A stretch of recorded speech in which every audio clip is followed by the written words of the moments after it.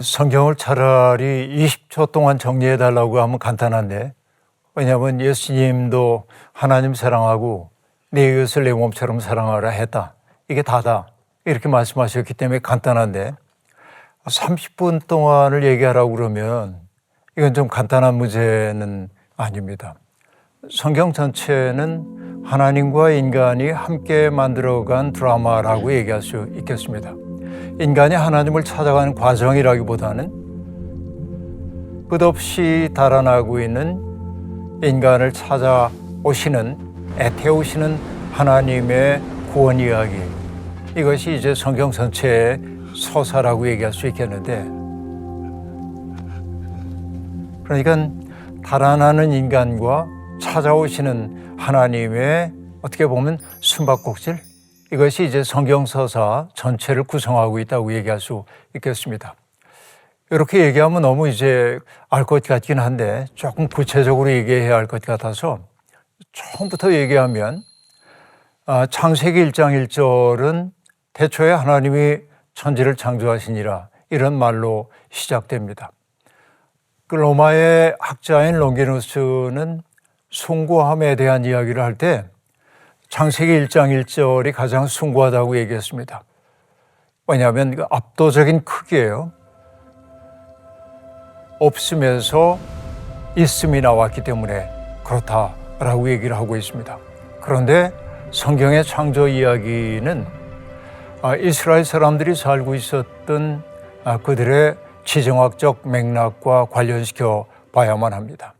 애굽이라고 하는 대제국, 메소포타미아 문명권 속에 등장했던 바벨로니아나 아시리아나 신바벨론 제국, 그리고 나중에 이제 그리스 제국, 이런 그 제국들이 각축하고 있는 현장 속에서 이스라엘은 어렵게 생을 이어가야 했죠. 그런데 제국의 논리라고 하는 것은 아주 매우 간단합니다. 힘 있는 자가 힘 없는 자를 지배하는 것이 정당하다라고 하는 것입니다.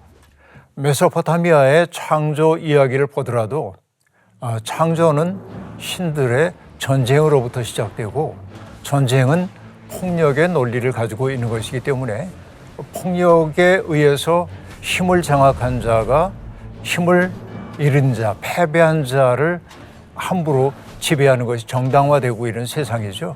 이것이 신화이지만 그것이 인간의 제도 속에 그대로 들어와서 제국이라고 하는 어떻게 보면 악마적인 체제가 만들어졌다고 얘기할 수 있습니다. 그 제국에 의해 짓눌렸던 사람들이 바로 히브리인들입니다. 그들은 전혀 다른 창조 이야기를 하죠. 거기에는 폭력이 없습니다. 싸움이 없습니다. 하나님의 사랑만이 있습니다. 성경의 창조 이야기는 그 제국이 보여주고 있는 창조 이야기와 완벽하게 다르다고 얘기할 수 있습니다. 하나님이 세상을 창조한 것은 누군가를 지배하기 위한 것도 아니고 창조의 방법 또한 폭력이 아니었습니다. 하나님의 사랑이었고요.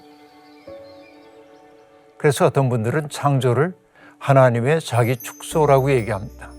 사랑하기 때문에 내가 누군가를 사랑하면 사랑하는 이를 위해서 나의 자유를 내놓는 것처럼 하나님의 창조는 오히려 창조함을 통하여 당신을 자유를 제한하는 일이라고 얘기할 수 있죠. 그 까닭이 뭡니까? 사랑이죠. 그렇게 창조된 세상을 성경은 어땠다고 얘기합니까? 하나님 보시기에 좋았더라, 이렇게 얘기합니다. 좋음이 있어요. 기쁨이 있습니다.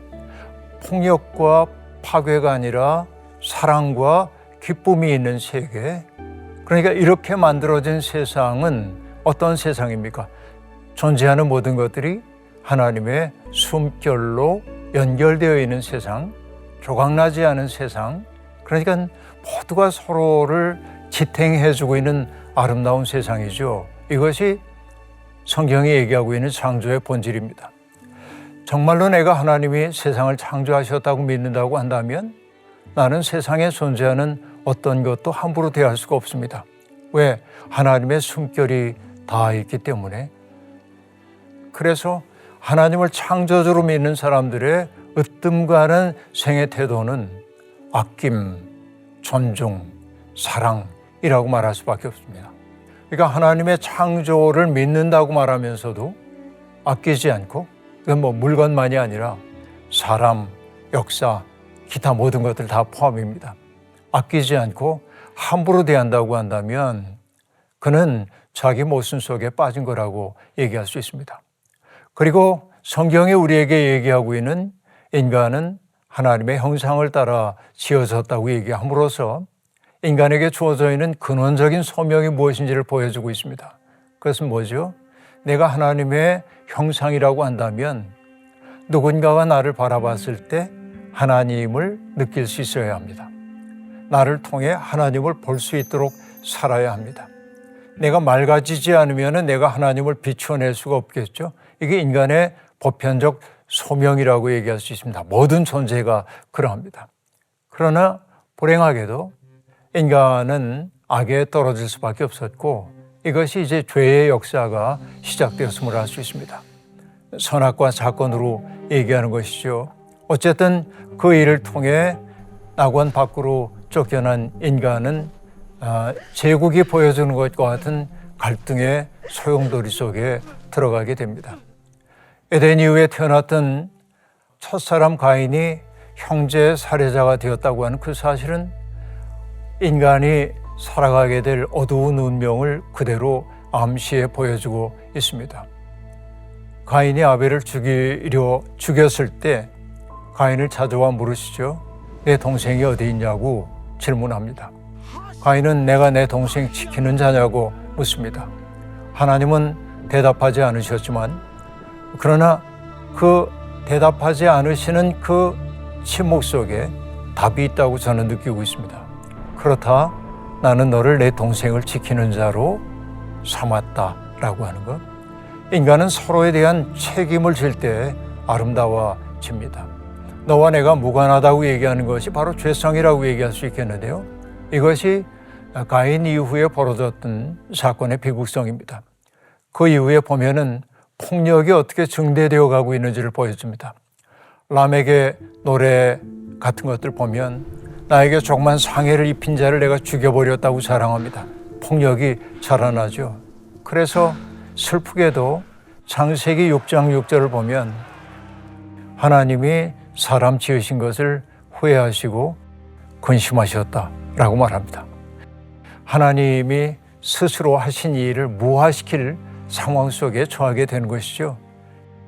이어지는 것이 홍수 심판인 것을 알 수 있고 홍수 이후의 역사 또한 그렇게 새로워지지 않았습니다.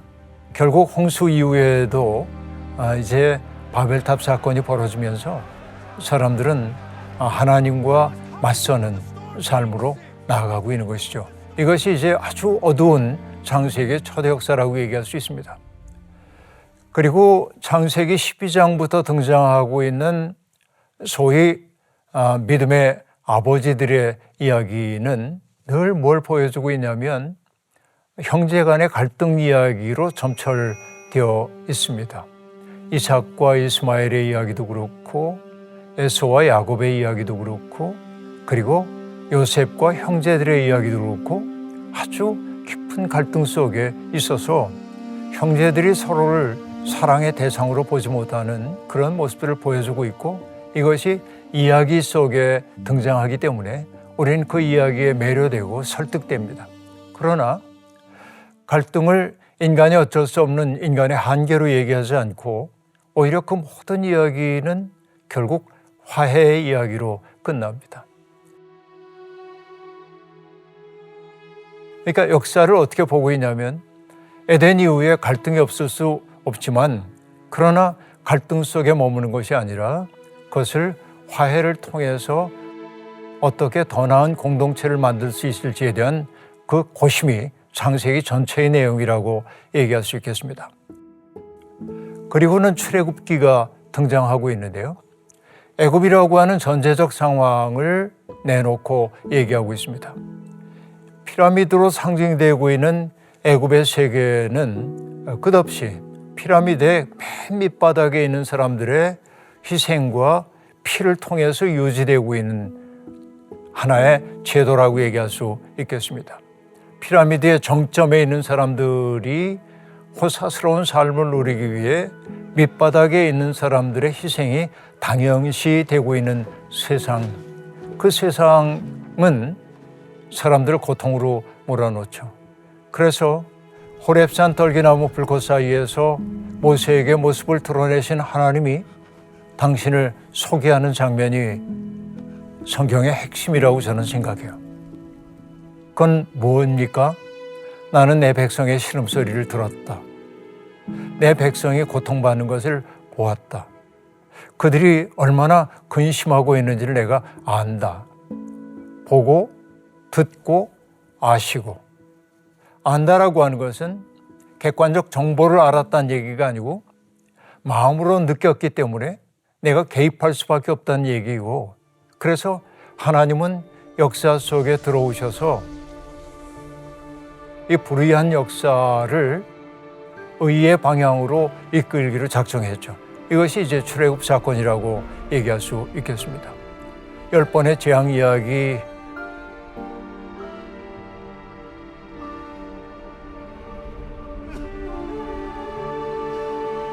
또 홍해를 건너는 사건,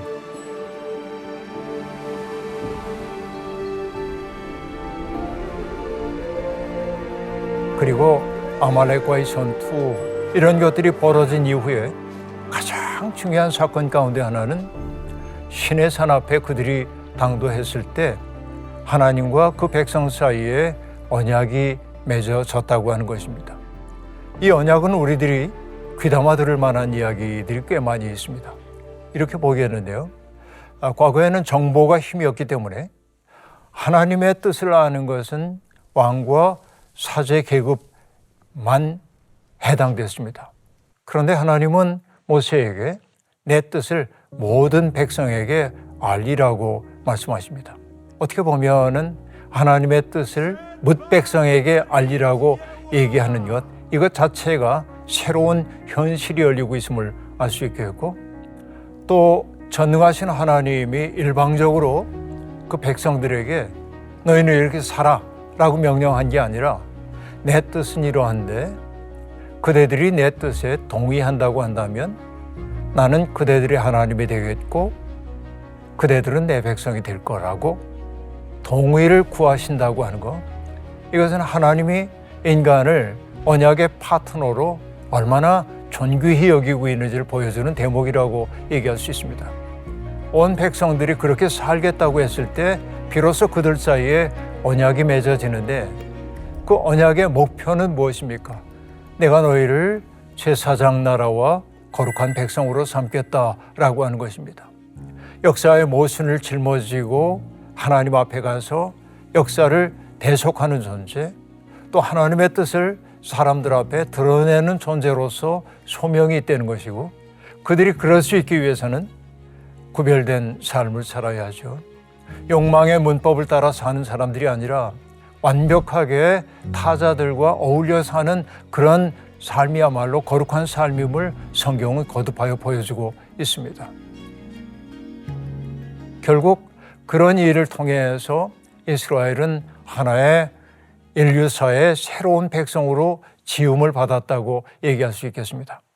그래서 그들이 함께 가야 할 그 세상이 젖과 꿀이 흐르는 땅인데, 젖과 꿀이 흐른다고 하는 것은 땅의 비옥함을 나타내기도 하지만 은유적으로 본다고 한다면 사람이 모든 사람들을 적대 관계에서 파악하지 않고 경쟁 관계로만 파악하지 않고 사랑해야 할 대상으로 바라보는 것, 그곳에 있으면 내가 고향을 느낄 수 있는 것, 그곳에 있으면 내가 나답게 있어도 괜찮은 곳, 바로 그것이 젖과 꿀이 흐르는 곳. 우리는 낙원을 잃어버렸지만은 그 세계를 향해 나아가는 과정이라고 얘기할 수 있겠는데, 이렇게 자유를 향한 대장정의 이야기가 출애굽기의 이야기라고 볼 수 있겠고, 그 일을 주도하신 분이 하나님임을 성경은 거듭거듭 우리에게 보여주고 있습니다. 토라에 속해 있는 모든 이야기들은 그러므로 그렇게 출애굽 사건을 가능하게 했던 하나님의 마음이 어떤 것인지를 펼쳐 보여주는 장면이라고 볼 수 있겠는데, 그것을 펼친 것을 하나로 요약하자고 한다면 가난하고 소외되고 그리고 스스로 자기 설자를 잃어버린 사람들을 세심하게 돌보고 그들의 입장에 되어보고 그들의 살 권리를 존중해주고 그들을 환대하는 삶이야말로 하나님이 가장 기뻐하는 삶임을 여실히 보여주고 있는 것이 토라 전체의 내용이라고 볼 수 있습니다. 그렇게 이제 뜨거운 마음들이 있었죠. 그런데 이후에 등장하는 이야기들은 가나안 땅에 정착한 이스라엘도 결국은 왕정을 만들어 갈 수밖에 없었고, 왕정의 구조라고 하는 것이 따뜻한 형제의 공동체가 있는 곳이라기보다는 지배와 피지배가 갈리는 그런 세계라고 얘기할 수밖에 없겠고, 그래서 이스라엘도 결국은 스스로 극복하려고 했던 제국의 길을 자기도 모르는 사이에 따라갈 수밖에 없었던 것이고, 이것을 상징적으로 보여주는 사건이 뭐냐면 솔로몬의 성전 건축이라고 말할 수 있겠는데, 솔로몬의 성전 건축을 솔로몬의 가장 위대한 업적으로 사람들은 말하지만, 사실 솔로몬은 성전을 건축하기 위해 백성들을 동원하기 시작했고, 동원된 백성들은 노예처럼 자유를 잃고 강제 노역에 가까운 일들을 감당할 수밖에 없었어요. 그러므로 성전 건축은 명분은 아름다웠지만은 애굽으로의 귀한 일하고 얘기해도 과언이 아니었다. 그 결과가 무엇입니까? 솔로몬이 세상을 떠난 이후에 그 대를 이었던 르호보암이 학정을 계속하기 때문에 여로보암을 비롯한 사람들로 하여금 이스라엘을 독립시키도록 하는 이런 일들이 벌어졌음을 알 수 있습니다. 이것이 이제 이후에 드러나고 있는 역사서의 우울함이라고 얘기할 수 있겠습니다.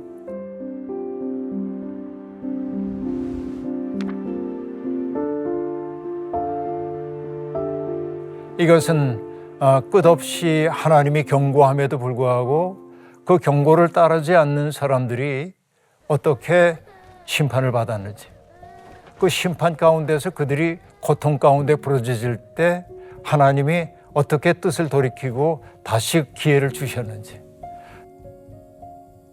다시 받은 그 기회를 또 까맣게 망각해버리고 또다시 과거로 회귀하는 일의 반복, 이것이 이스라엘의 역사서에 반복되어 나타나는 일이라고 볼 수 있습니다. 그 속에서 사람들이 경험하는 바가 굉장히 많았겠죠. 일상적인 삶을 살아갈 때 여기에서 등장하고 있는 것이 시편, 잠언, 전도서, 욥기 같은 성문서의 이야기라고 얘기할 수 있겠습니다. 자, 잠언의 세계관이라고 하는 것은 어떤 것입니까? 우리가 일상적으로 살기 위해서 필요한 세상에 적응할 수 있는 가치관을 내면화하도록 도와주는 것이 잠언의 이야기입니다. 이렇게 하면 복받고 이렇게 하면 벌받을 거야 라고 말합니다. 그런데 잠언에 있는 모든 메시지를 한마디로 응축한다고 한다면 여호와를 경외하는 것이 지식의 근본이다 라고 하는 이야기고, 잠언의 모든 메시지는 바로 그 이야기를 펼쳐간 말이라고 얘기할 수 있겠습니다. 그러니까 한마디 한마디가 소중하죠. 근데 문제는 어디에 있습니까? 잠언의 세계관이 작동되지 않는 현실이 너무 많아요. 결국 뭡니까? 하나님 앞에 내가 정직하게 바르게 살면 내가 복받아야 하고 악인들은 벌받아야 마땅한데, 이것이 인과론적으로 맞는데 우리의 현실은 전혀 그렇지 않더라. 그래서 그 극단적인 경우로 등장한 것이 욥기 같은 책이죠. 왜 의로운 사람이 고통을 받는가? 하나님을 경외하는 사람이 고통을 받을 때 그 고통이 우리에게 교훈을 주기 위한 건가? 또 우리에게 던지는 질문은 뭐냐면, 하나님이 내가 원하는 바대로 나를 대접해 주지 않을 때도 나는 여전히 하나님을 경외할 수 있겠는가? 그런 질문들을 던지는 게 욥기라고 얘기할 수 있습니다. 그런데 욥기에 등장하고 있는 엘리바스, 빌닷, 소발이라고 하는 욥의 세 친구들은 전통적인 지혜를 상징합니다. 죄가 있으면 벌 받는 거예요. 이 사람이 고통을 겪고 있는 까닭은 죄가 있기 때문일 거야. 똑같은 도식을 사용하고 있습니다. 그러나 우리는 압니다. 욥이 그렇게 큰 죄가 없다는 사실.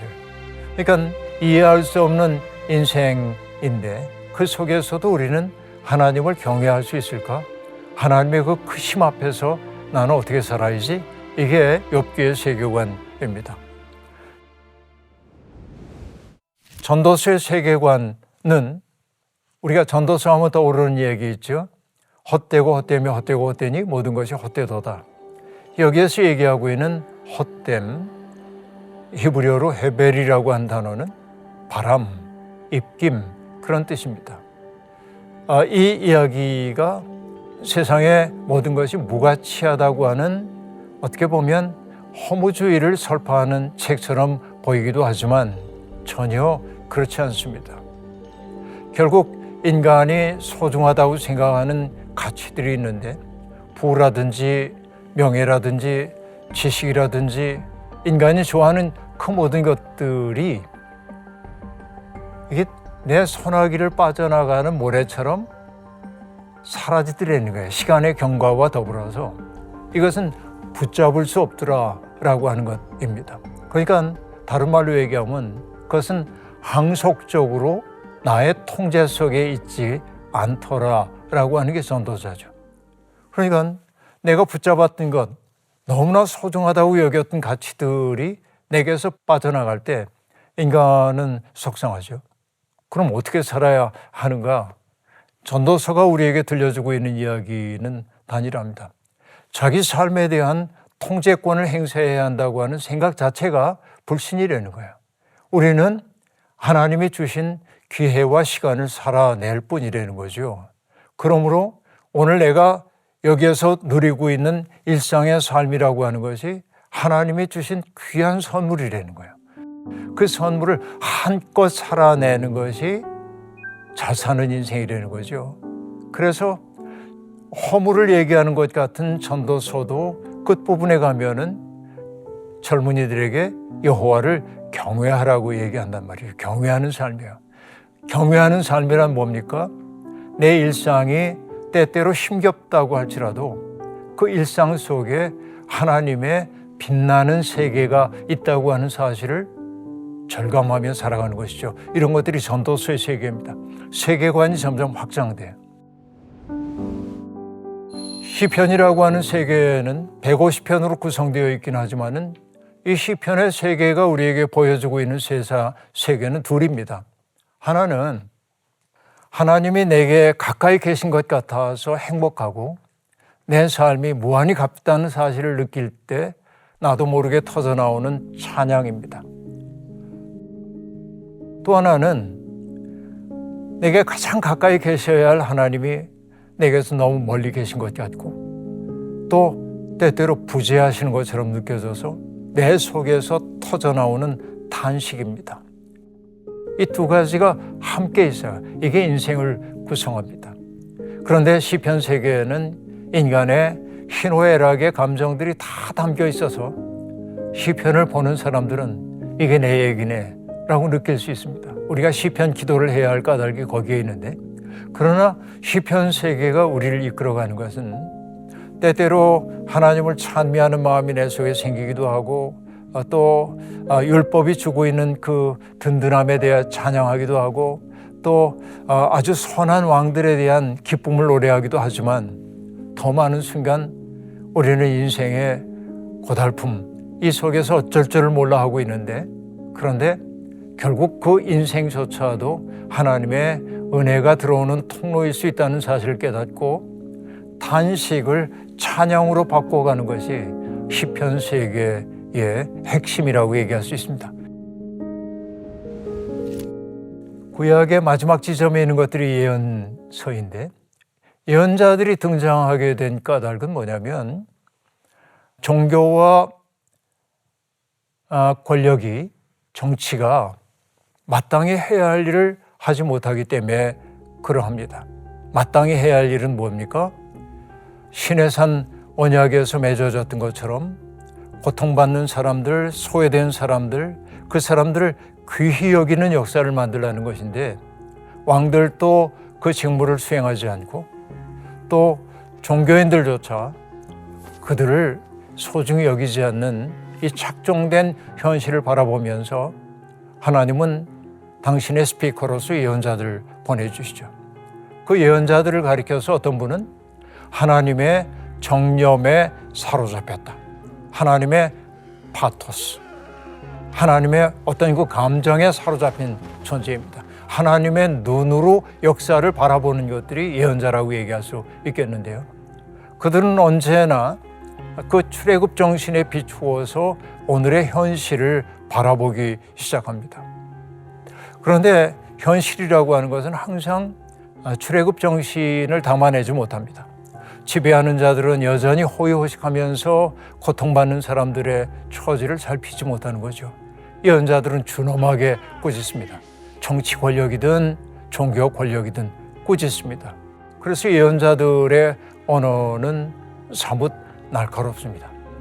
때때로 망치의 언어로 사람들의 그 굳어진 마음을 타격하기도 하고 날카로운 비수처럼 사람들의 마음을 쪼개기도 합니다. 그래서 예언자들은 환영받지 못합니다. 어디에서나. 그러나 동시에 예언자는 비난만 하는 사람이 아니었습니다. 백성들이 비전을 잃어버리고 자기의 정체성이 무엇인지를 깨닫지 못하고 있을 때 그들을 위로하고 하나님이 어떻게 회복을 꿈꾸게 해주시는지를 일깨워줘서 그들을 일으키는 것도 예언자들의 직무였다고 얘기할 수 있습니다. 이것이 예언을 관통하고 있는 세계입니다. 자, 그런데 우리가 앞에서부터 봤지만은 하나님이 아름답게 창조하셨던 세계에 하나님의 형상대로 지음받았던 인간이 점점 죄로 향하게 되고 죄가 제도화 되었을 때 제국이 등장하고 제국이 사람들을 소모품처럼 취급할 때 새로운 역사를 하나님이 이루려고 했고 그리고 그 길로 가는 과정에 많은 시행착오를 거쳐 왔죠. 그런데 우리는 신약에 이르러서 하나님의 꿈이 몸을 입고 등장한 존재 예수 그리스도를 만나게 됩니다.